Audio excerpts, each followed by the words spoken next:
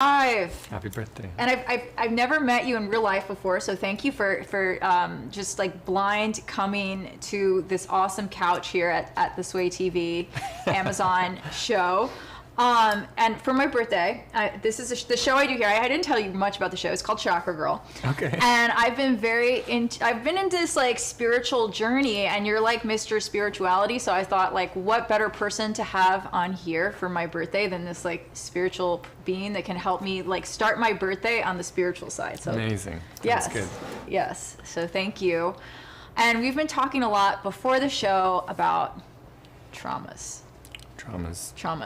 And you know, a good way, I know it's really good to feel your body, but a really good way to really feel other types of traumas is to use Yes. This exactly what I was thinking. This is exactly what you were thinking. Guys, go into the carousel and check out this Urban Fit pulse foam roller with it massages for you. What do you think about massaging your traumas? Like let's say there's like an energy that's like in like your maybe like your sacral chakra, and you're feeling like, you know, do you think massage helps, or do you think like feelings help? Like what's your main advice for it? Well, a trauma is usually when an emotion that's very, very intense gets stuck. And the only place such a thing can be stuck is actually in your body. Mm-hmm. So I think touch is actually one of the most powerful ways to release trauma. Movement is very attached to emotion. Our emotions are very linked to the movement of our body, and one of the reasons so many of us are so challenged, is what I would say politely, at this particular phase in history, is because we move less than we ever have. Our bodies are actually designed to be in movement at least 10,000 steps or more a day, and most of us don't hit anything close to that. Okay, guys, hold on. We're having a camera. It's a camera moving. It's a zoom shot right now. It's a live pan. It's what? That was like a manual zoom. Yeah, it was a manual zoom. Hold on, let me move over. Oh, there we go. I think he's fixing it. Okay, so one thing that I really loved when I was watching, the first time I saw you do what I think, did you develop this type of meditation? Yes. It's so cool. Thank you. Yeah, we were on a peace inside retreat, mm-hmm. and you were doing a movement, and I guess were you like generating love, or like generating, like there's different things, mm-hmm. grateful, and mm-hmm. what were you like, how do you do that? Well, when it comes to the regulation of emotions, and that's the ability to change the emotional state of ourself or of somebody else. One of the most popular common ways to do that is a mother whose job it is a lot of the time, or father, to regulate the emotions of an upset baby. They'll pick the crying baby up, they'll put them close to their chest, they'll bounce up and down, and they'll say things like, shh, shh, shh, shh. And if you add the little butt spank, it's amazing. That's so true. And kids love that, and the fact is that we never really stop loving that. We just get too big to carry, and we get too scared to start asking people to do that. But the fact is that those two things are deeply, deeply emotionally regulating. So movement, nonverbal communication, you notice you're not telling the baby, be quiet, baby, have peace inside your heart. You're saying shh, shh, shh, which is a nonverbal movement. It's a nonverbal form of communication, I'm sorry. So the body responds very strongly to nonverbal communication. So if I was to say something like, or all of those things mean something to you, even though they have no language behind them. That was totally subliminal. I know, you just did it. Yeah, you did it, and then I did it. I don't know how did that just happen? Because the emotional system is millions of years old, and the thought system is like way less, like maybe 100,000 years or something like that. Thought is very, very new compared to the super old emotional side of the body. So we were having to explain things to our children and to our friends for millions of years before we had words to do it. And because of that, the body is actually incredibly good at passing emotional signals back and forth. Oh, so you just sent me an emotional signal. I did. That's so cool. Yeah. And that's what the mother is doing when she's going like this. Imagine if she was saying, stop crying now, stop crying now. It Lots of trauma to the baby. Oh yes, my God. It would pass a completely different thing. So basically in the practice that we were doing, one of us was in the role of the sender, which is kind of like the parent, and one of us is in the role of the receiver, which is kind of like the kid. And we're modeling the emotion that we hope that the baby will end up having. And we're conveying that emotion through nonverbal intuitive movement. Mothers don't practice or are taught, exactly the right angle to pat the butt or something like that. It's intuitive. It's the same thing with the kindred meditation technique we were doing. Is we have the emotion in our head that we want to pass, but then we intuitively allow the body to figure out how to pass that, and the other person mirrors. So how long have you been doing this meditation? It's been 3 weeks. I was like, wait. I'm so excited about it. I've been doing this without knowing I was doing it for about 15 years. Wow. And it's been the last 10 years that I've really started to figure out more what was actually happening. And I've been honing in and refining for a lot of the last decade. Wow. So how long has your spiritual journey been? Like, when did you realize that, like, this is, like, part of your life? Was it always part of your life? Well, for me, I'm a pretty practical person, even though I am kind of open-minded, I would say. Spirituality, for me, means the parts of the human experience that we don't yet understand. So, to me, I've been dealing with things I have no clue about my entire life. So in that particular sense, my spiritual journey has really been my whole life. And I personally don't differentiate these last 15 years from the earlier ones. It's all been me having absolutely no idea what I'm doing, almost nonstop, for these last 40 years, I love that, guys, because I feel like a lot of people are like, oh, well, I've been doing this for 10 years or working on this for 10 years. And I'm always like, how long? I mean, I've always kind of been spiritual, but then I like go in like periods of not spiritual. But guys, let us know in the comments if you're spiritual. Special shout out to Aaron and Charles Humphrey. Thank you for watching. Guys, remember to check out our carousel. One of my favorite products in the carousel is this blow dryer, which I did not use today because I was in a rush because I went to brunch this morning. So, but it's a Revlon blow dryer. It's in our carousel. It's really great. And your hair is great. Thank you. Oh my God. How do I segue? It's talking? Like intuitive movements. Intuitive movements. Yeah, that's kind of how my hair happened today. I don't know if my intuition did me. Strong spiritual link that's happening. Yeah, exactly. It's very, very spiritual. Is there any books that you recommend? Yes. What are your favorite One book more books? than any other book, I think, will really help people on the spiritual path. Okay. The journal. The journal? Yeah. Like your own journal to write in? Your own journal, yeah. Because as important as other people's voices are, and they can be, most of us are completely inundated with other people's voices. And the one that we really need to hear more than anything else is actually our own. And the beautiful thing about a journal is it can't talk back to you. So and it basically just does whatever you say. So having that space to just pour out the contents of the mind, the contents of the heart, without fear of reprisal, without fear of having to like edit ourselves to see, is this okay, is this not okay? Almost all of the people who are the most powerful people on the planet since the beginning of writing have journaled. It's a very, very common thing. Many of them so much so that they had their own autobiography. And you have to be pretty intensely interested in yourself to have written an entire book about your life. Yeah. And that intense interest can often end up be paired with an intense knowing of yourself. And it's really only in the knowing of yourself, the seeing of yourself, the understanding of yourself, that you can never really do complex things like forgive yourself. And many of us are deeply tied in knots like that, not understanding even that we've been punishing ourselves. And we have no way really out of it, because you can't read a book by somebody else and decide to forgive yourself by something. I mean, theoretically you can, but it doesn't happen very often. Even if you get the concept or the idea, it's really a lot about awareness that there even is something in there that needs to happen. And then it's relationship, building enough of a communication with that piece of yourself that it will even listen to you or that you'll even hear it. And then at the end of that, you get to what I would call power. which is agency, the ability to actually make a change. So it always goes awareness, relationship, power. And most of us are not aware at all that we even have a body or what it is or what it does. We're just doing it. We're just like yeah, living in the fog. Even once we're aware of it, because we read a book or saw a meme or something like that, then it's still like we have to have a relationship with your body. And how does that happen?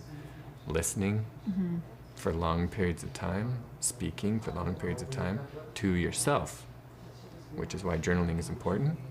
But most of us are just constantly speaking to other people. We're obsessed with the news and I don't know, all of it. It's a big deal. I totally agree, but I have a question. So I have journal trauma. Okay. My parents used to always read my diary Yeah. growing up. I used to always write, like that was like my thing. Yeah. I would always journal. And then ever since that happened, Mom and Dad, if you're watching, this is your fault. You ruined that. You ruined my journal thing. They started reading, I think when I was like 12, they started reading my journals. And then my mom gave me the advice. She's like, you should never write anything down you don't want anyone else to read. So after that, I was just like, it kind of got engraved in my head. And now I'm just, whenever I'll start writing in a journal, and then I just get these like panic attacks that somebody's going to read them. How do I get out of that, like, or not get worried about that? And do you guys have the same thing? I would get like a can of bear spray Bear spray? and keep it near the journal. So anybody who does break into it becomes punished and never Yeah. does it again.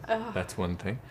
The other thing is I have a journal called Day One that's on my phone. That's amazing. Oh. It's my favorite app ever. And phones are a lot harder to break into than the old-fashioned journals with Yeah. a little key that was right next to it. That's a good idea. Yeah, that. And then the other piece is that sometimes people like our mothers give us really, really horrible advice so that, sorry, Mom, so that we can decide at a later point to go a different way than they did. You can learn by somebody telling you what to do, and you can also learn by deciding, actually, that's the exact opposite of what I want.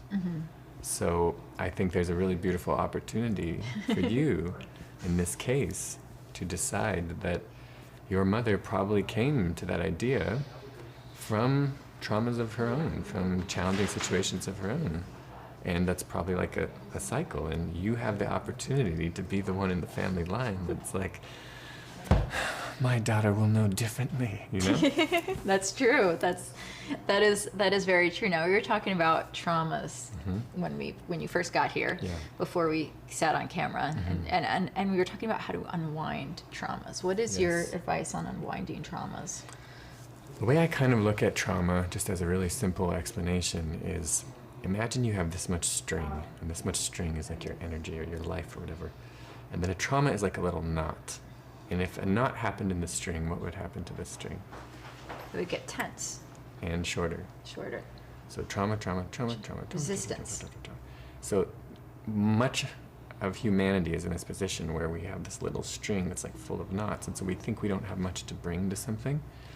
And when you become aware of the traumas that you have, and then you start doing the work to untie them, your string starts getting larger and larger and larger, even though it's the exact same amount of life you already had.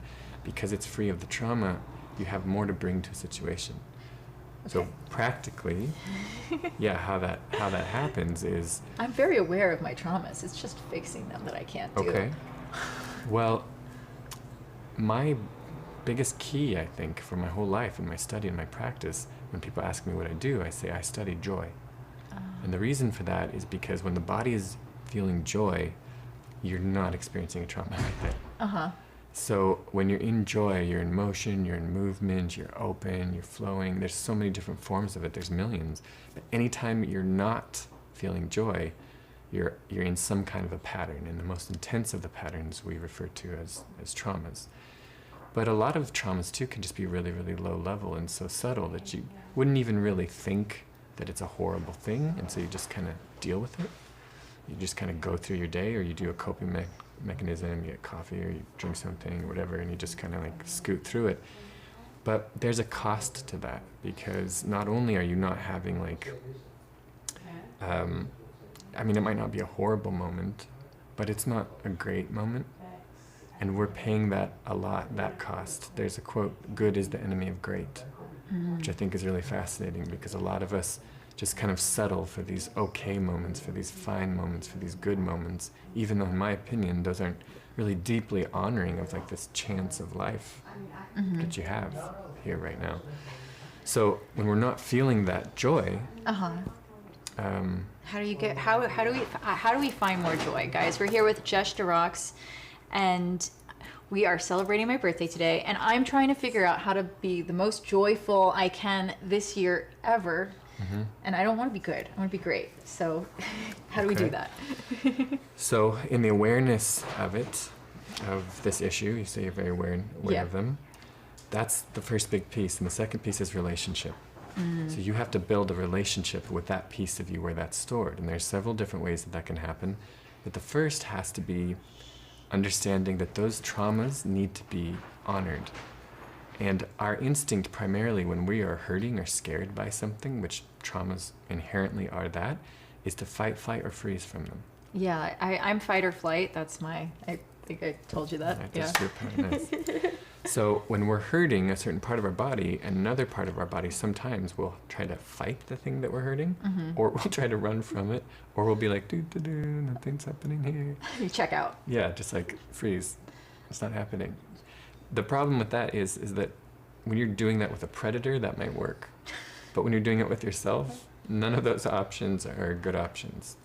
So you can't have fight, flight, freeze in response to the traumas. And that requires an awareness of being like, okay, this trauma isn't a bad thing. It's actually a beautiful thing. It's an important thing. And why? Because it's part of my body. Going back to the string, no one would say the string is bad, but then there's a knot, and they're like, the knot is bad, but what's the knot made of? The string. It's made of the exact same thing. So the traumas themselves are not bad. And once we can look at the trauma and say, okay, you're not bad, I'm not scared of you, I'm not going to run away, I'm not going to hit you, I'm not going to punish myself for already having been punished. Now we can start to lovingly kind of talk about them. And that's why I recommended the journal. You can just say everything about that trauma. It needs to come out. And that is one way to honor it, is to allow that to come out. It's not just through journaling that you can do. Dancing it out is another really, really powerful way. But you need to focus on the emotions coming from that trauma and pour it out specifically. That's why journaling can be strong, is because you're specifically writing about that thing.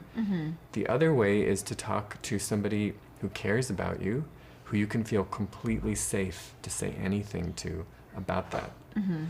And to me, the ultimate resolution of actually healing a trauma is to end up making it into something beautiful.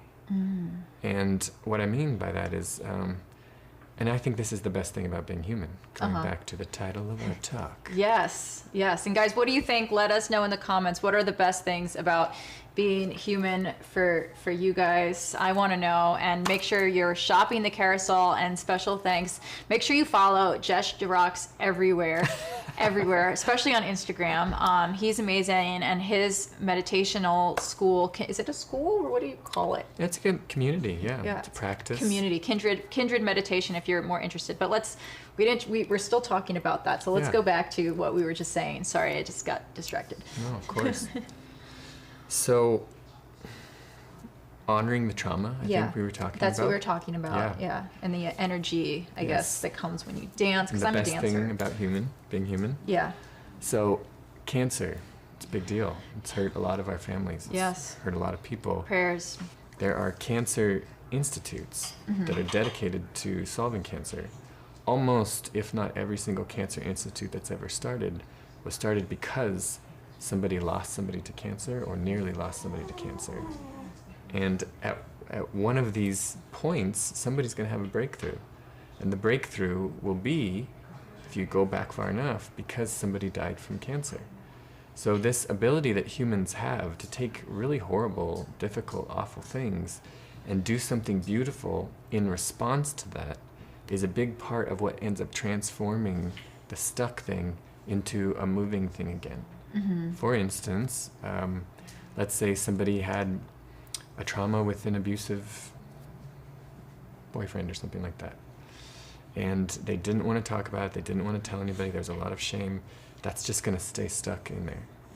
And some people who have gone through that have ended up becoming advocates for other women who are in that situation and actually preventing future suffering. Yeah. And once you're at the point where you've owned it so much, you've gotten past the shame, you've honored it, not by saying it was okay, because the event itself may not have been okay, but your body's response to that event was of course okay. It was trying to protect you. That's why it does this.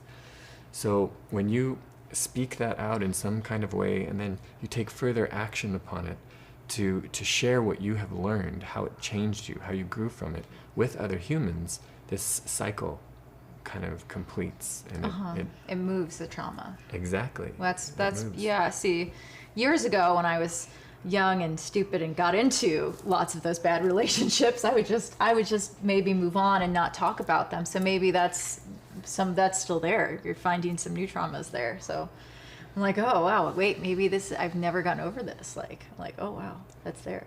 People would be stunned to know how many traumas are stored in the body and how they're layered like Rome on top of each other many, many, many times. And of course that's going to affect the decisions that we make now. And most people are really, I think, making a lot of decisions that are just impulsive and informed by the avalanche of the stuff that's coming before us.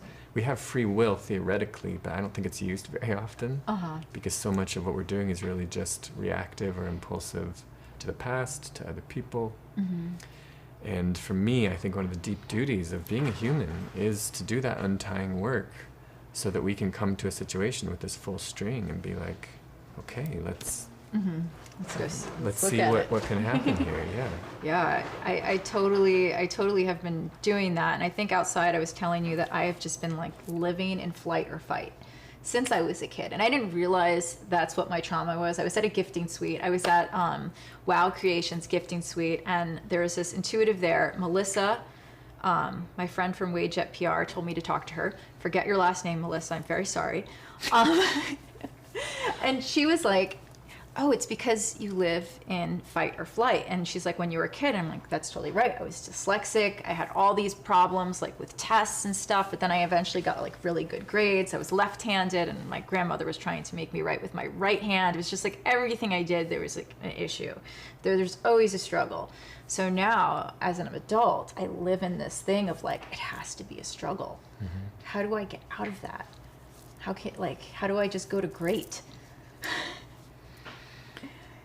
Well, I think one of the challenges of the modern world is that we have this solve on a count of three story, like microwave success. Yes. And this is what you need and 3 easy steps. And it's like, trees don't have 3 easy steps really to anything. They're just constantly moving and growing. I think this whole thing of life-changing is something that we don't use very often, but when we do, it's like a really big thing, and it means we're different than we were before. If trees had Instagrams, I think like every day would be like hashtag life-changing, hashtag life-changing, because every single day it's like this small incremental growth. And the way that the brain works with these projections and imagining things and wanting something to be different than another thing, it's kind of tricky because it can happen so quick in my head. Like I can think, I really want a meal, a lasagna, and I go from like nothing to lasagna like in a microsecond. To actually do the work of going from nothing to a lasagna is not a microsecond. So the process in making something is always much, much longer. But what happens a lot of times with these intellectualized ideas of our trauma and our suffering is we're like, I have a trauma, I don't want a trauma. 1, 2, 3, and it's like, no, it doesn't work like that. It's at least as long as making a lasagna. Oh God, it's so long to make a lasagna. It is, but... And there's all these steps, and you have to make the sauce. It is, but it's worth doing that because once you learn how to make a lasagna, it's really good. You can get that on tap, and you can impress your friends. I mean... Yeah, I know. The list goes on. There's a lot of perks. But the worst cost of not learning about our traumas and how to untie them is that they can steal a few seconds a day, a few minutes a day, which might not seem like that big of a deal. But if you do that several times a week, and most of your week is taken up like that, and several times a month, you start adding up all the days at the end of a life. Yeah. The sheer number of hours that were not spent in joy, that were not spent understanding, like, I'm alive and this matters. It's a lot. It is a lot. Now, so like, let's say something hits you hard. Are you the type of person, do you like to like sit in that hard feeling, or do you automatically say, okay, I have to go to joy? Drugs. I'm kidding. I'm just kidding. I'm totally kidding. I'm sorry. When something hits me really, really hard, I go by myself. That's the first thing that I do. Is I'll go be with myself, and I'll try to be as aware of that part of myself as I possibly can, because I think this whole idea that we have of self is not even very fair. There's selves, it's not self. Yeah. There's a part of me that loves eating lasagna. There's a part of me that is super excited about love. There's a part of me that's terrified about love. These are all different pieces of me. And so when I'm hurt, what that really means, if we're talking emotionally, is that some piece of me that is sensitive to a certain thing has all of a sudden taken dominance in my character. So it's almost like there's one person in the back who's shy or weird, and then all of a sudden, you know, they push everybody aside, and we're like, we don't like this very much. And they've become this tyrant type of figure. So when that happens to me, I like to be alone, and one of the reasons is I don't want to cause further trouble. I don't want to cause further damage. I don't want to snap at people. I don't want to get more trauma in that moment. You want to be alone for a minute. Have people ready to be there with you if you need that, you know, like on call. But the work of healing through traumas is generally speaking, like, it's a thing between you and you. And so when somebody can hold space for you and create a safe container, that's one thing. But somebody else telling you what to do and what their opinion is and how to solve all of that, generally speaking, is not actually the thing that you need. Because if anything, that self will just kind of slink to the back, unheard. And you can't honor somebody if you can't hear them. And you can't build relationship with somebody if you never listen to them. It would be like a little child coming up to you and saying like, my foot's hurt, and you're like, shh, this other person's talking right now. and she keeps going back. So that's never going to solve the foot hurt. Yeah. So the only thing that does is to say, oh, your foot's hurt, like, let me look at it, show it to me. So a similar kind of a thing is when that pain comes up, when that hurtful piece of you comes up, you have to pretend it's like a little child, and you have to listen to it. And you got to go, how are you? Like, what's going on? And that's when we come back to the journaling. Yeah. Or the speaking of it to a friend who's just going to listen. Yeah. Or dancing it out. I do a lot of... I love dancing it out. Yeah, I do a lot of dancing it out. Yeah. That's actually probably my main way. I also cry a lot. Yeah, I cry all the time. It's Crying really is very powerful because it's a hormonal release. Oh, okay. Yeah. Tell me more about this. Yeah. You actually have hormones in your tears when you release, and it's the stress hormones a lot of the time. So people who train themselves to not cry many times have a buildup of unhelpful hormones like cortisol and adrenaline that we get when we get very stressed. So yeah, if something really emotionally painful happens to me, I'm not afraid to have a good cry. Okay. Well then, sometimes, yeah. Sometimes I get embarrassed, like, especially if I'm around people. Like, some people will tell me, like, their story or whatever, and it'll make me sad, and it's just, yeah. I don't know. So then I try to hold it back. But you're saying don't hold it back ever, just do it. Well, let's look at what you just said. You said sometimes you're around other people. Yeah. And you'll want to do something, but then you won't do the one that you want. Because I don't want to be vulnerable. That's my problem you sometimes. don't. Yeah, of course. I have this thing where it's... Many of us do. I have the same. But what's just happened there is you didn't honor the impulse of the body. And I'm not putting you down for that, but I'm saying that's you see how subtle that is? Yeah. Is that it's very normal for us to just say something like that. Oh, I would be too embarrassed. And it doesn't sound like a big deal. But if we translate that in the context of what we're talking about, what you really just said is, oh, I didn't honor my body. Oh, I didn't honor myself. Oh, Sorry, I picked everybody else over me. And it is very normal for us to do that, but it's unfortunate that that's normal. Because when we don't honor ourselves that way, other people also never learn how to honor us that way. So if anyone ever does, it's almost pure fluke. It's pure chance. But when we honor ourselves and we're holding that down, we're sending a stream to everyone around us saying, we are worthy of being honored. People will often treat you very similar to how you actually treat yourself. They mirror you. There's a very deep interrelation between that. Yes, there's a cute child in here right now, guys. If you hear the whispering, that is what's going on. It's in here somewhere. Yeah, she's crying somewhere. So I have a question. So sometimes when I'm in relationships with people, there's like certain parts of myself that I don't feel comfortable expressing. Why is that? Like, it's just like, I feel like I'm like, oh, I'm not ready. Can you tell me one of the parts? Just so I don't, there's just like my, like, I guess like, I don't know, just my more laid back self. Like a lot of times when I'm in a relationship, I have this like teenage girl who comes out. You want to be fun. Yeah, I want to be fun. I want to be exciting. I want to be cool. So then like the teenage girl comes out, and then just like adult Lauren is just like, you know, so why is that? Well, one of the most profoundly powerful urges that we have is to not get kicked out of a tribe. Yes, you were talking about this. Yes, the fear of being rejected is probably the greatest of all of the fears. And that's interesting because many times we even fear it more than death itself. Wow. Because when people commit suicide, a lot of the time, it is linked in some way to that fear of being rejected. You also have people killing themselves out of dishonoring their family or something like that. We don't have that problem really in America, but in some of the older countries, honor was such a highly held thing that if you had dishonored, that, you know, even your life wasn't even worth that. So this fear of being rejected is terrifying to the biology. And if you have a situation like that where you're tending to hide a certain piece of you in a relationship, what it's very, very likely that it means is that you should never be in a relationship. Okay. Like, wait. No, I'm just kidding. I think you should, or if you follow it back long enough, there will be a story at some point where you were with somebody that you liked, you thought he was super cute, and you were like, I just don't feel like going to the parade today, Jimmy. And Jimmy was like, that's all it would have taken, honestly. Just one look like that, and suddenly the body would register, never say that again. Always go to parade even if don't feel like it. Honestly, that's really how simple that particular piece is. Yeah, that's what I do. Yeah. I keep going to that freaking parade. Why?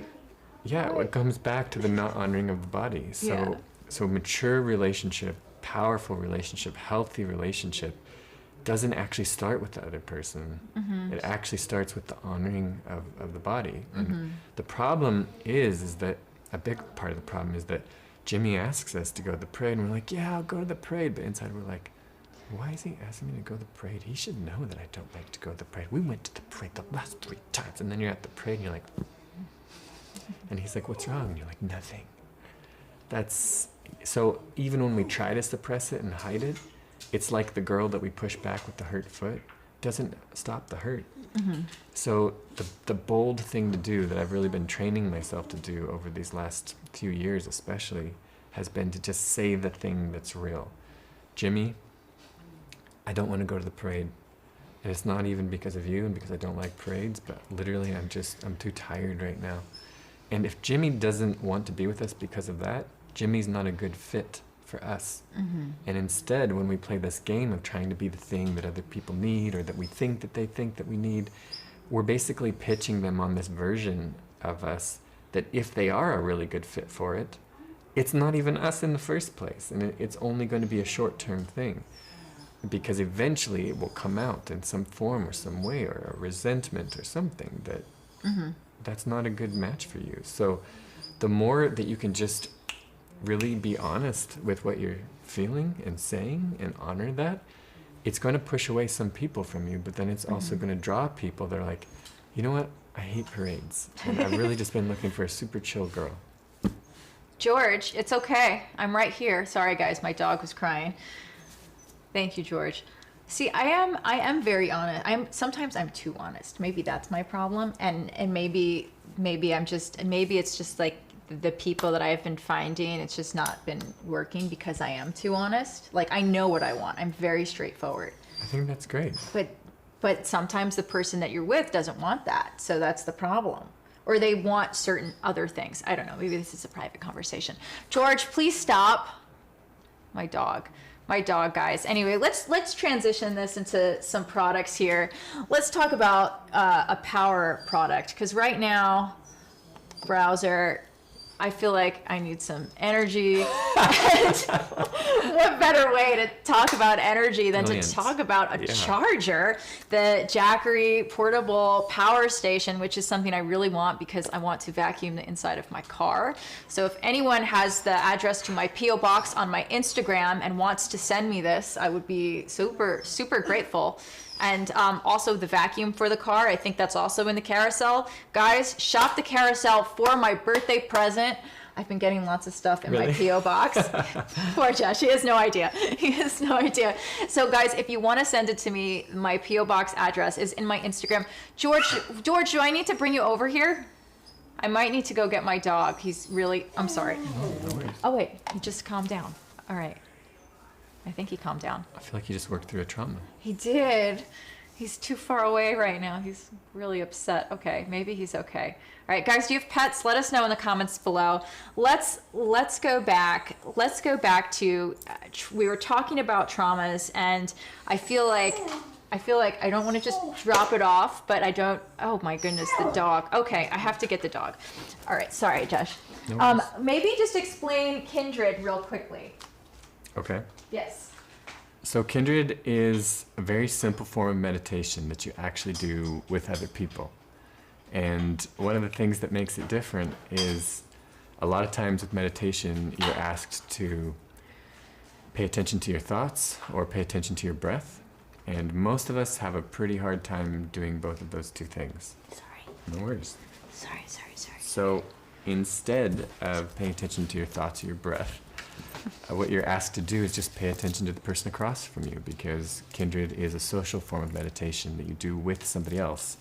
And because there's that human engagement in it, most people find it much simpler and easier. And like we were saying before, there's this sender and there's this receiver. Like what you just did is actually Kindred, because the baby was crying and mama came over to get the baby. And you see what you're doing, you're not talking to him, you're squeezing him. You're using your body to tell him he's safe and he's okay and that you love him. I love you. Yeah, see? That's Kindred. So we do that though in the technique, mostly without touching. We just do it through simple movements that the other person mirrors. Mm-hmm. And why that works is because we have something called a mirror neuron system that is designed to generate emotion that reflects the emotion that we see in someone else. So if you've ever yawned when somebody else yawned, or you start smiling when they're smiling, you're like, why are we smiling? I don't even know. That's the mirror neuron system. So Kindred uses that system to pass emotions back and forth. One person is the sender, the other is the receiver, and then they switch. So you get turns, you get to take turns basically regulating each other's emotions. And I feel like that's really good because when I saw you doing this, and I talked about this on my Instagram live, I was feeling kind of sad, and I had to go to work, and I was going to leave the live stream, and then you started doing the exercise, and all of a sudden, like, I feel like you just, like, the energy literally came, like, from the computer screen. Wow. Yeah, it was so cool. Can we show them how you do it, or can we try it with them? Yeah. All right. How do we? With them or with you? I mean, we can. I feel like I want people at home to try this too. So I mean, okay. I want to do it, but like I don't know. Like I feel like if you were I don't know if you look at. Fine. Well, usually we have music that kind of. Oh, that's helps. right. Yeah, you have the cool music. Yeah, I mean, you can definitely do it without music, but it helps. I can do it if you want me to. Yeah, you could do it. The only thing about so we can't have copyrighted music. That's the only problem. Maybe you could hum a bar for us or something. Oh boy, I don't know. Just kidding. Yeah, I don't know about that. Okay, I mean, that's like. You want me to do a simple version of it? Yes. Okay.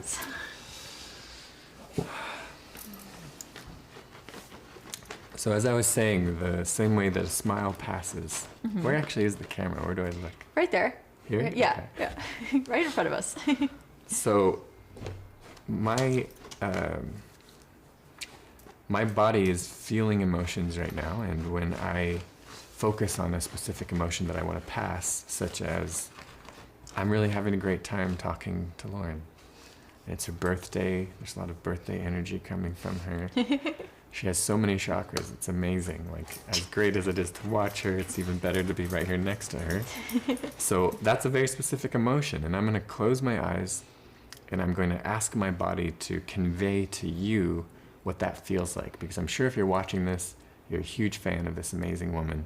And you're super jealous of me right now because I'm getting to talk with her and talk about amazing things like back rollers and battery chargers and traumas, like all my favorite subjects. So this is a good feeling that my body is producing right now. And I want to show you what that feels like. So I'm going to close my eyes. My body's going to start abstractly expressing these things, not like charades where I'm trying to get you to guess, back roller or something like that. I'm just going to intuitively express it in the same way. Can I have it for a second? Sure. In the same way that you picked up the dog. It was intuitive movement. So I'm going to do the same thing here. And what I want you to do at home is just mirror my movements. You'll keep your eyes open. Just mirror them. Should I do it too? You mirror me, yeah. Okay. And as you mirror me, your body will start generating the similar emotion as mine is. Okay? So I'm going to mirror it. I'm going to send the excitement of being this close to Lauren. Are we ready? Yeah, self-love. Okay.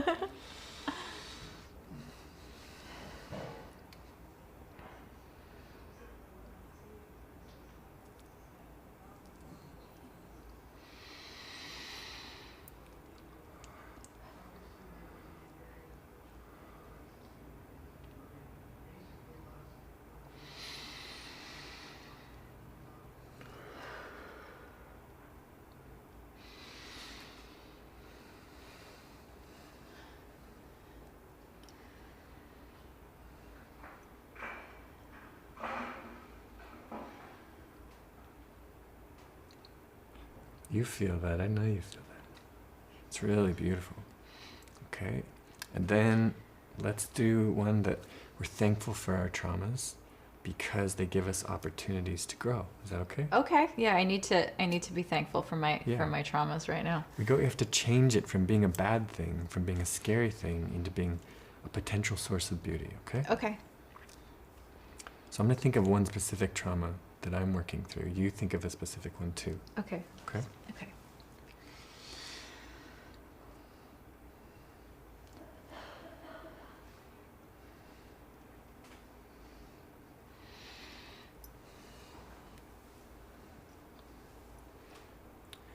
And as I'm doing the movement, imagine that the knot of this trauma is untying. And allow the authority to go into your body to untie the trauma. Gently tell that child that you hear her, that it's important that she's spoken to you, that you love her, that you accept her, and that it's time to release that. And on the count of 3, I want you to imagine that you pick up that little girl and you hold her so tight, just like you did with the dog. And as you do that, the trauma will release. 1, 2, 3.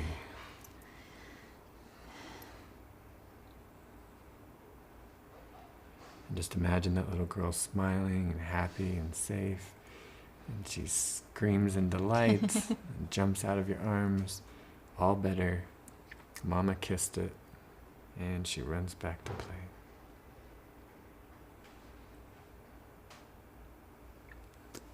That was awesome. Wow. Did you guys at home try that too? Sammy, a bundle of 6 day. I know you have a lot of kids. Are you trying that? Charles, Glenn, are you trying this at home? Wow. So what do you do? How do you do it if you're by yourself? It's a little bit more of an advanced practice, but it's surprisingly simple to do. Mm-hmm. Your emotional state is different, actually, than it was a minute before. Do you feel more? Do I feel more relaxed? Yes. Yeah. Do you feel more relaxed? Yeah. It happens very, very quickly, just like the dog. You calmed him very, very quickly. So when you do it with yourself, it takes a little bit more concentration because you don't have somebody that's feeding you the energy, but you can split yourself into one or more. And so, do you want me to walk you through it or just describe it? Yeah, walk me through it. Okay.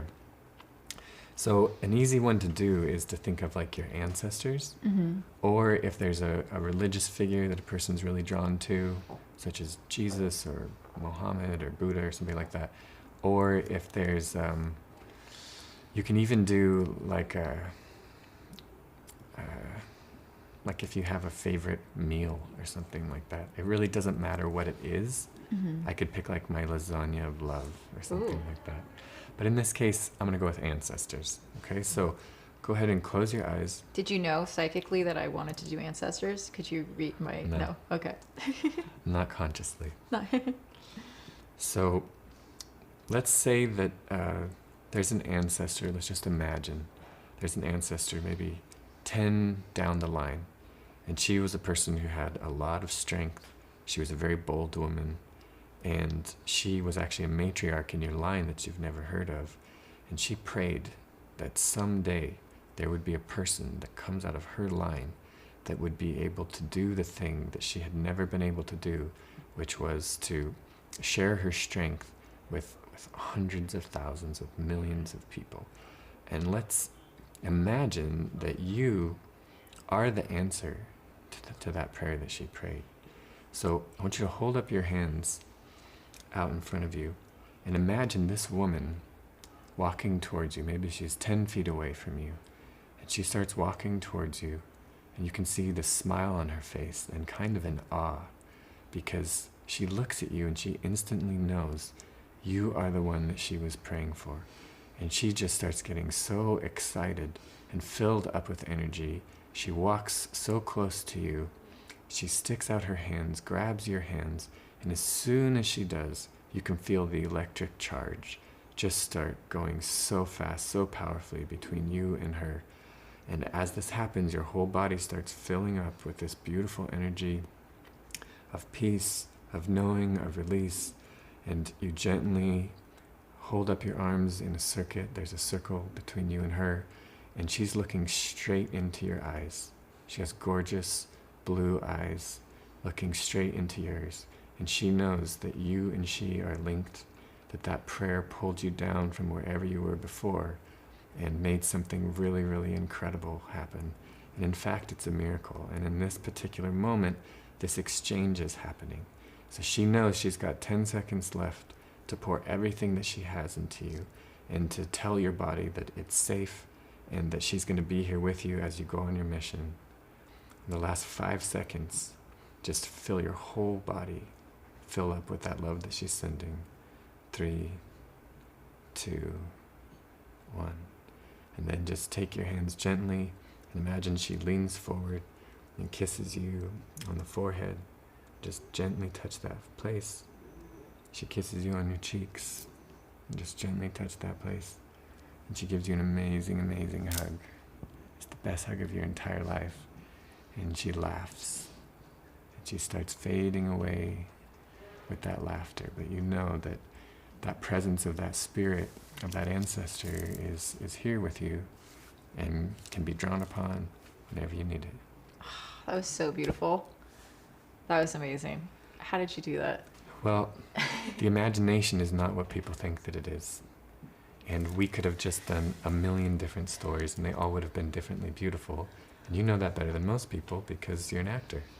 And actors can take on so many different roles. And just because it's not a fact-based role doesn't mean that it can't move somebody, that it can't change somebody's mind or even their life.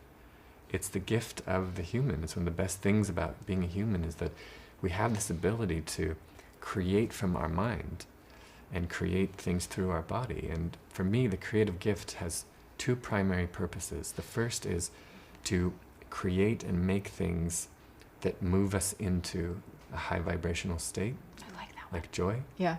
And the second purpose of it is to destroy things that are keeping us from that high vibrational state of joy.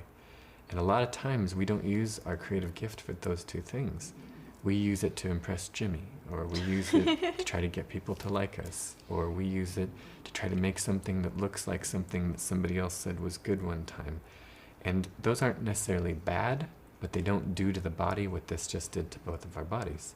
And when the imagination is used specifically to check into what is it that I need to feel or experience right now, then you can use it for that very thing. And then when that's paired with it moving into the body, you've got the mental circuit and the body circuit, the thought circuit and the intuitive, the emotional at the same time.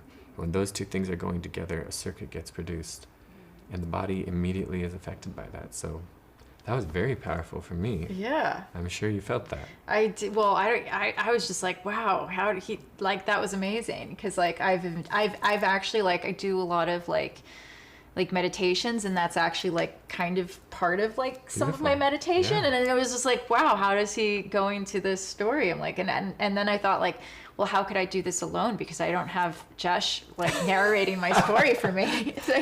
I do this exact thing alone. Oh, you do? Yeah. And you do you say the story, or how do you? I imagine it in my head, but if I needed to speak it out loud, if that was better for my body, I would do it. But I've imagined all kinds of incredible, ridiculous things. I have a very vivid imagination that's practiced.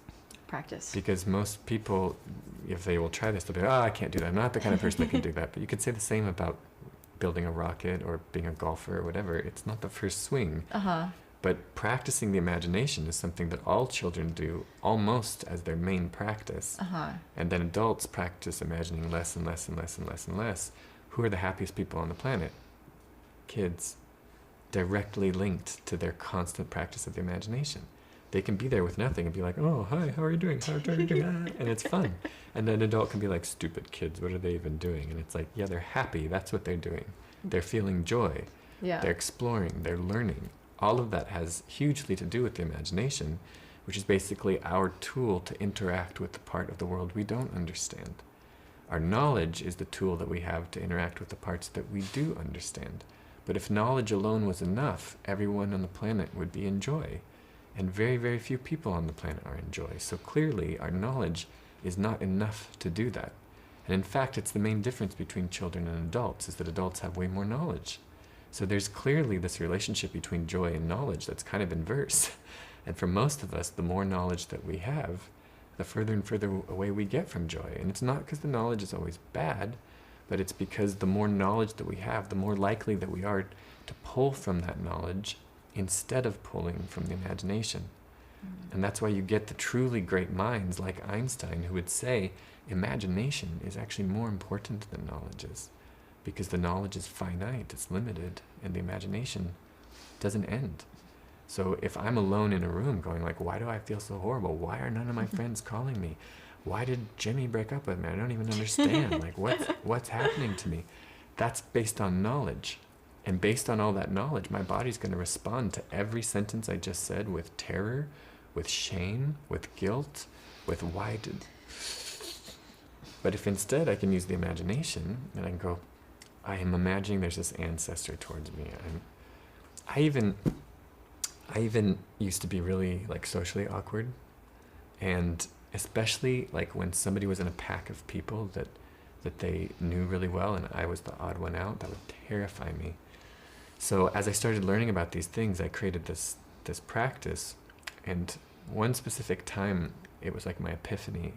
I saw this girl that I really thought was cute, and she was like 20 feet away, but she was talking to all of these other people, and my body was like, and I knew I was going to walk over like this and be an idiot.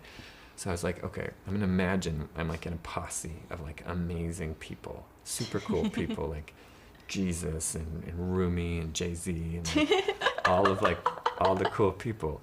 And I'm feeling them, like I'm vividly imagining them that they're there. And I walked over to her from the middle of my of my posse, and my body was reacting like a body who was safe, who was with his people, who was good. You should be an acting coach.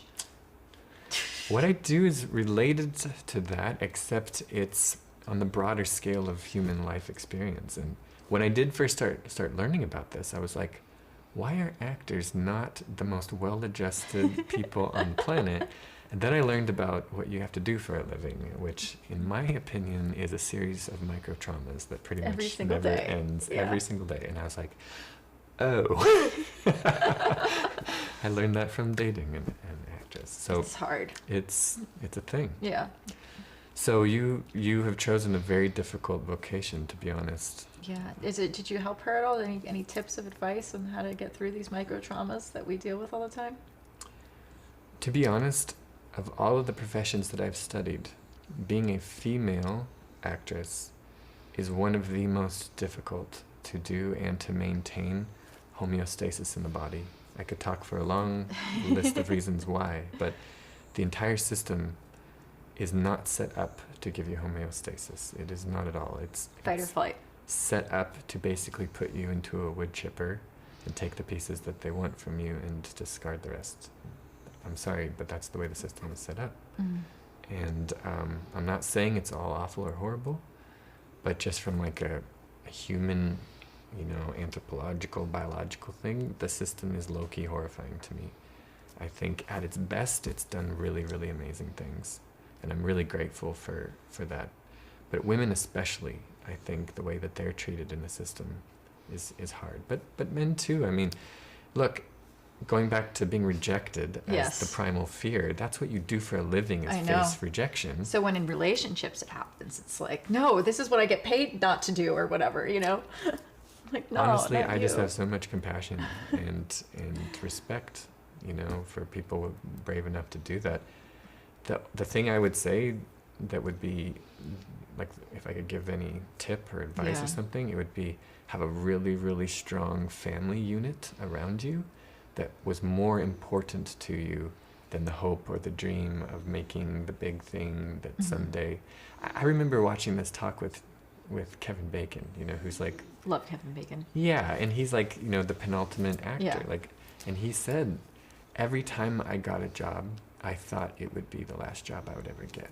And I was like, if Kevin Bacon, who has a game made about how many movies that he's been in, if he's terrified of that, nobody else even really has a chance.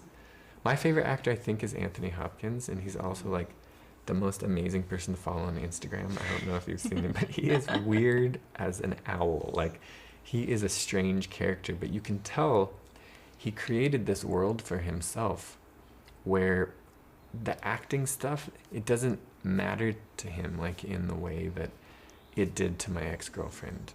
And you can also see he has family members around him that really care about him. And I think it is possible to navigate through that in a way that you can be healthy. I just think it's very hard. Yeah. It's like saying, can you make it through a burning forest alive? Yes. Is it hard? Yes. Are you likely to be burned? Yes. If you come out with all your limbs, is it kind of a miracle? Yes. So it's like, can I give tips?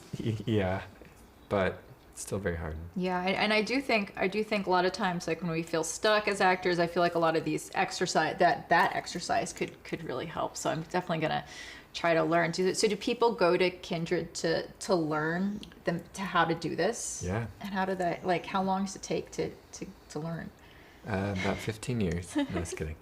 Honestly, one of my things that I'm so excited about this particular technique is how fast it is to learn. Okay. Things like yoga, it's like certain positions that you've got to do and you got to memorize all this stuff. Kindred, you can know the basics in 5-10 minutes. Wow. And then you can go deep into it in, like, we do 3-day retreats. Cool. And we also have a facilitator program that can be done online. Amazing. And we have this group of people who just anytime you want to do Kindred with them, they practice with you. We have a community of that. We have training. We do retreats. I work with people one-on-one. One of the things that we're creating is this product called Lift, which is whenever you're about to go for a big audition or you have a big interview or you have a really important conversation with one of your, persons of importance, and you want a certain emotion to go into that with, you team up with one of these facilitators, and for 10 minutes, you pick the feeling. It's like, I want to go in with like confidence, I want to go in with glory or determination or whatever. And they just fill you up with that feeling. You come out of it and you're like, okay, I'm ready, let's do this. That's awesome. I love it. I love that. Like, that's so cool. That's so cool. I thought did I would that. just have to I thought I was just gonna have to text you, be like, okay, Josh, I need some confidence. Give me Jay-Z and Rumi, please. Yeah. I did this with my friend who sang in front of Dodger Stadium, the national anthem. Oh, that's so cool. Yeah, and he wanted glory, and so I went out there on the field with him actually, and right before, in front of 50,000 people or whatever it was, we just did this like little kindred thing, and he goes out and he kills it. Oh, It was that's so beautiful. Great. We also have another product we're developing that's a Heartbreak Protocol. Oh, what's that? Well, heartbreak is one of the most painful things that people go through. Yes. And in society today, there's basically, the strategies for it aren't really family friendly, so I won't mention what they are. But they are not really helpful to us, the major strategies that we use. People watch a lot of TV, and they do other things that aren't family friendly. And We can't talk about those on Amazon. no, I won't talk about that. But it's shocking to me that a problem that big doesn't have a popular cultural solution. So we developed this series of a 10-day protocol and a 21-day protocol where every day you meet with a facilitator for 10-15 minutes and you go through this process we made, and we're going to try to prove scientifically it can reduce the amount of time it takes to heal from heartbreak by 90%. Oh, that's so cool. I want to be a part of the study. I would love you to. Yeah. That sounds awesome. That sounds so cool. And have you been doing it already, or? Yeah, I've been that's so working, cool. we're in beta with it because I have private clients that I work with. That's so That's cool. how I found it in the first place, is I had this woman come to me who was going through a horrible, horrible heartbreak.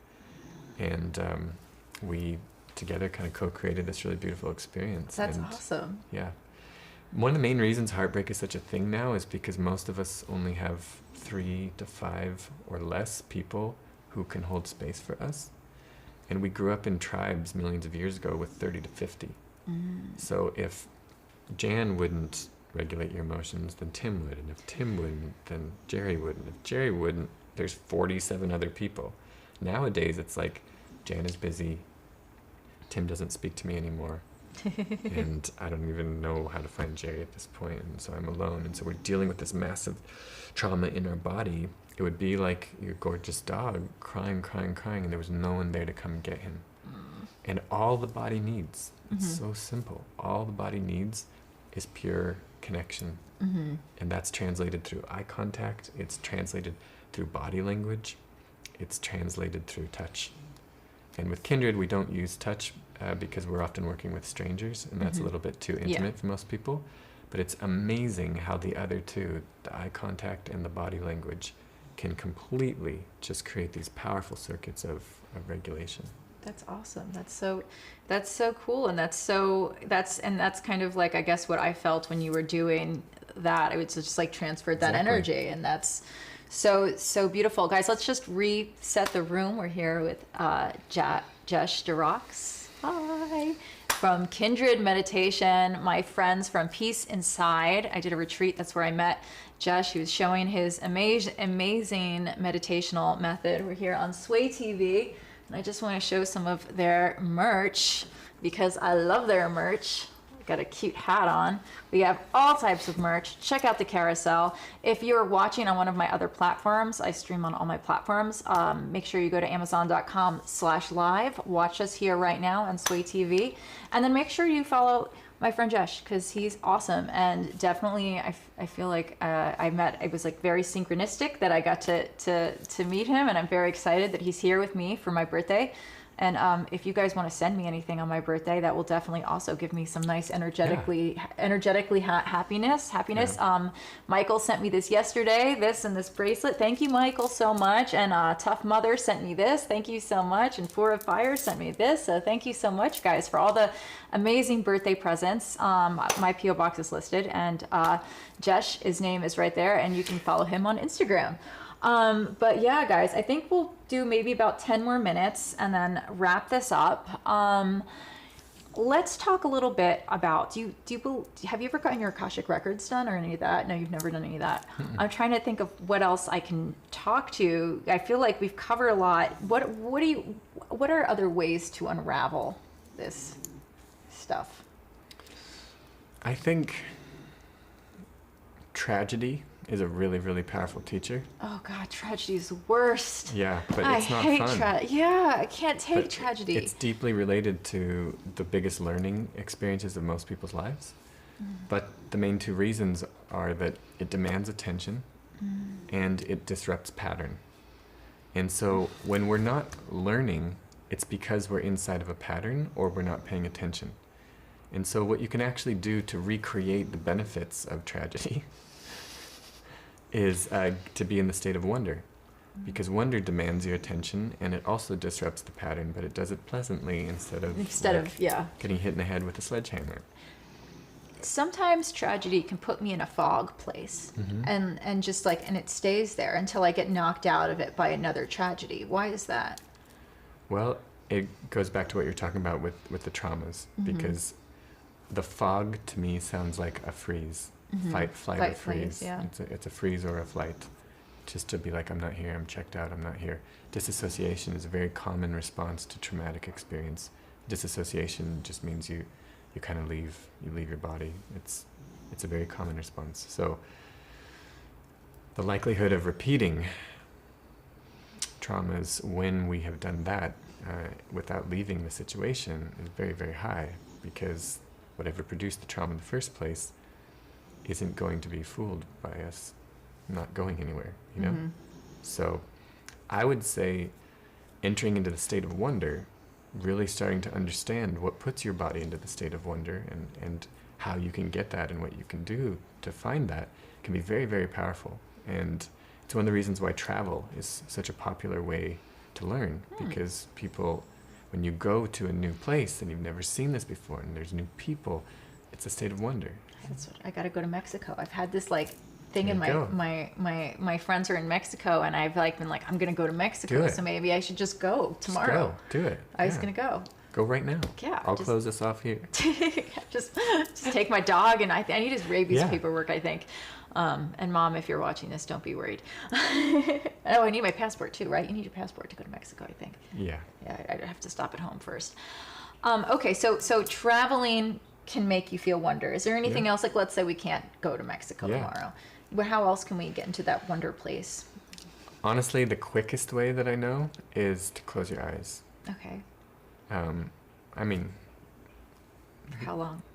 Well, I wasn't finished. Oh, okay. But one of the things I do at the retreats sometimes, which is really fun, is you're paired up with somebody and you have a blindfold on, and we put beautiful music on, and they start leading you around the room blindfolded. And blindfolded movement is, when you feel safe, is shockingly powerful at putting the brain into a state of wonder. And even things like walking down the stairs backwards, like, you have to really pay attention to do that, because you don't just like make sure you're holding on to a rail, but if you do it backwards, your whole body will shift and it will be so interesting. So if you're in a place that's safe, I'm obviously not recommending this for any dangerous situations, but if you're in a place that's safe, like your kitchen or your bedroom, close your eyes and see if you can make it to the bathroom with the eyes closed. And as simple as that is, it actually has a very high likelihood of switching the brain into the state of wonder, and you'll probably be laughing and smiling while you do it. Another thing is to randomly decide that you're a different thing than you think that you are. How do you do that? Well, for instance, this couple was having this problem with this one argument they could just never get out of, and the woman asked me for help, for advice, and I was like, okay, next time that you find yourself getting into this argument, because arguments are always pattern-based. Yeah, I feel you. Very rarely is there a creative argument. It's like, it's the same. Always the same one. That's my last relationship. Same argument. Same argument all the time. Yeah. That's a pattern. So how do you get out of it? You have to disrupt the pattern. I see. I didn't think there was a way to get out of this. Oh, there is. Oh, yeah? Yeah. How? You'll love this. Okay, all right. So I told her, okay, next time you notice yourself start going in it, I want you to, and by the way, we don't usually notice when we slip into it. Yeah. It's like we're not aware of it. So you have to be aware. Awareness, relationship, power. Yeah. Okay? See, I'm aware and I still do it. Okay, good. Then this will be easy for you. Okay. But I can't control and also myself. hard. You'll see. Okay. Okay, so as soon as you become aware that you're entering into the argument again, I want you to pick a random animal and become that animal. It's an acting exercise. It's like method acting. So she's like, what? She was not an actress. And I was like, just try it. And she's like, okay. So next time they started arguing, she was starting to get into it, and then she's like, oh. And she got down on her hands and knees and started barking like a dog. And her husband was like, what? And she was just looking at her, ruff, ruff, ruff, ruff, ruff. And they both started cracking up and laughing, had a baby. Amazing. Yeah. Wow. It was very eventful. From her pretending to be a dog. Yeah. The other thing you can do is agree to only argue without clothes on. That's interesting. Uh-huh. The other thing you can do is both agree to stand on the couch while you're arguing. Oh, that's a lot of work. It's not actually that hard. You just basically stand, because it's so weird to be standing and arguing at the same time that the brain is like, wait. Another thing is just be, touching each other's face, while you're arguing. It's hard to say mean things to somebody while you're squeezing somebody's cheeks. It's counterintuitive. So we don't do simple, weird things like that because that's weird. You're not supposed to do it. But what's worse, being weird or having a horrible day and a wreck to everything because you're constantly arguing? Yeah. All of that to say, all those are different examples of exploration. You find where the line is and you go a little bit past it in a way that feels safe. It's playing. Yeah. So being very playful and interactive with your world, believing that it's there to learn from and explore and push through rather than just do what you're told like a good little person. Don't be a dog. That's not an appropriate thing to do. Why not be a dog? Why not? It's very creative. It's a creative way to communicate. I love that. I love that. Yeah, it's definitely would have helped me in the past, but too bad I didn't meet you sooner. But well, look at all the people in the future that are going to be so benefited from your dog technique. And all of you guys at home, if you guys are fighting with your partners, make sure you take all of your clothes off. Be a dog. Be a naked dog. Yes, and make sure to use all the products in the key. There's a workout roller that you could be using during it, and there's also an exercise bike, guys, that you should be using if you are going to be taking all of your clothes off. Yes. So make sure you check out the carousel and look at that. You can also use things, like if I want to tell you something important, like you shouldn't have done that one thing. Yeah. I'd be like, see, and you're laughing. Yeah. I see how simple joy is. Joy is the simplest thing. And we complicate it and we make it too much. And it's like, maybe it's because I didn't do that one thing, that one day, that one time. It's like, no, it's because you didn't hit this and pretend it was a drum, and you didn't be a dog, and you didn't risk just playing. Yeah. And that's hard. It's hard to kind of go out there and actually do that and be there, because I've been in a lot of relationships where the person didn't want to be in communication. Well, then that's not the kind of person you'd really want to be with. Yeah. Or there's the thing where it's like, okay, we're in communication, but we both are so strong with our own boundaries that we can't meet in the middle. That's fair. And also not somebody you'd want to be with. Yeah. So you can't force a relationship, right? Well, you can, but it's not fun. I don't recommend it at all. Yeah. It's called kidnapping, I think.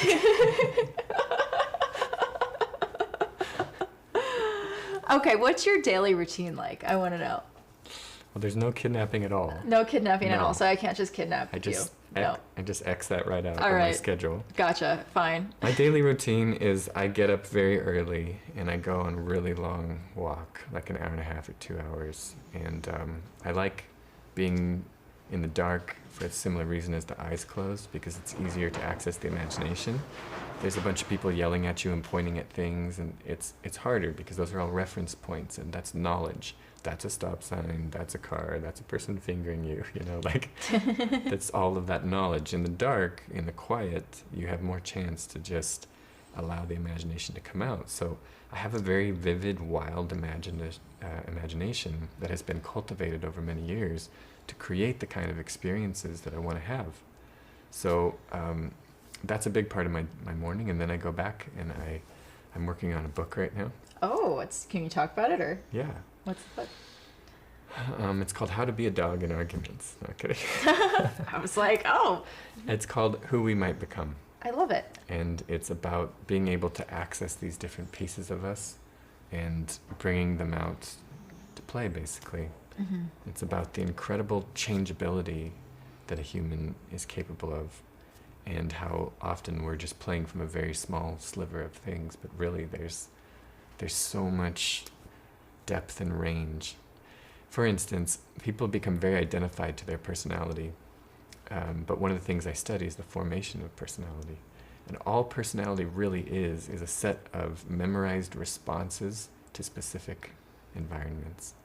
So if you would have been raised in a different environment, or if you would have developed different responses to those same environments, you would be a completely different person. And the fact that it was so random how some of these things happen, your parents met at this one place, maybe they wouldn't have, you moved to this one city, maybe you wouldn't have, you went to this one school, maybe you wouldn't have.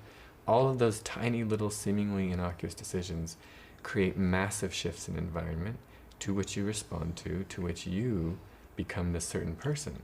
But we are not our personalities. We, in fact, have several personalities, some of us many, and personality can be developed on purpose.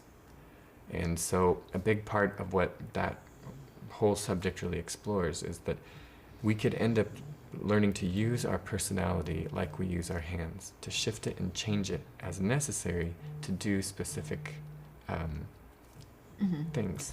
What about human design? Do you think that, like, have you heard about people who do human design and the numbers and the birthday? Yeah, Does that affect our personality, or? I think that beliefs strongly affect our personality, and I think a lot of those kinds of tools can be used to channel belief. And to the degree that they're used that way, I think that they can be very, very powerful. I personally am of more of a way of looking at it that there's kind of like a wide open space in front of us, and there's rivers and some mountains and stuff. So yeah, there's some ways that will probably be more easy for us to navigate through a system, but there's almost a way to get to anywhere on the planet if you want to work hard enough to do that. Well, I gotta hire you as my teacher, because I'm trying to do the work, but I'm getting lost. There's, my boat had a leak in it, and I was trying to like fill it up, and it filled up with water, and I got all dirty. It was horrible. Well, I honestly don't consider myself a teacher, but I do. What do you do? I'm a gardener. You're a gardener. Okay. Yeah, and so I know a lot about how humans grow. And if we did work together, my main work with you would be in helping you to get really, really clear on your intuitive voice, because no other voice will ever be able to replace that voice. And the only other helpful voices you'll ever find will be ones that help you to get more in touch with your voice, or celebrate your voice, or benefit from your voice. Those are really the only ones. If it's not doing one of those three things, it's not healthy for you, and it shouldn't be in your life. Gotcha. Well, Jesh, this was so awesome. Thank you for coming on so last minute. Thank you. Yes, thanks for celebrating my birthday with me and giving me all this amazing life advice for me to start my next year. And we started off with a bang. So amazing. Yeah, thank you so much. So welcome. Guys, make sure you go follow Jesh Rocks on Instagram. He is amazing. Also, kindred.meditation. Yeah. Kindred.meditation. On Instagram. Yes. And are you doing, I know last week you did that free Zoom session for people that wanted to join. Is that like a weekly thing you do to We have one a month. One a month. Yeah. Oh, on Instagram. Yeah. Yeah. I don't do them in any specific order. But Gotcha. Yeah. Okay, so yeah, guys, make sure you follow Jesh. Make sure to follow my friends at Sway TV, Shop Sway TV on Instagram, and they have some awesome, beautiful merch. Guys, if you're here right now, before you leave, shop the carousel. We have amazing products. This is one of my favorite. This is the Revlon Hairbrush.